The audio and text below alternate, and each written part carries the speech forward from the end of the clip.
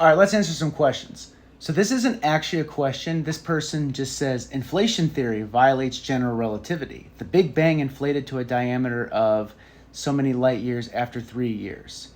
Okay, so I want to address this comment. First of all, we have a couple of ideas going on with the Big Bang. The first is that the Big Bang occurs and comes from a singularity.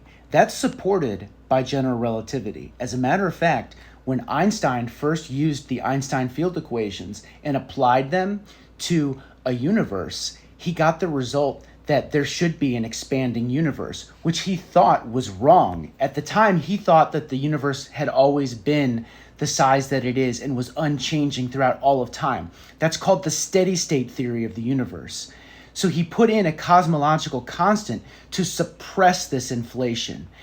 When Edwin Hubble later made observations with telescopes showing that distant objects were not stars but were actually other galaxies, and they were able to show that the majority of these galaxies were receding away from us, redshifted away from us, when it should be an equal number moving towards us as away from us, but that's not the case. The majority are redshifted.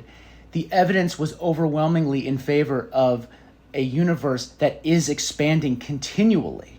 Then the cosmological constant that was in the Einstein field equations became a sort of incorrect relic, and Einstein called it his greatest blunder. He considered it a huge blunder that he didn't look at the field equations for what they were saying and just accept the fact that maybe the universe was expanding as given by his field equations in the original form. So as far as expansion violating general relativity, that's not correct. Now there's a separate concept called inflation. Inflation is actually an accelerated expansion of the universe, where the universe expands, but the rate of this expansion is not constant.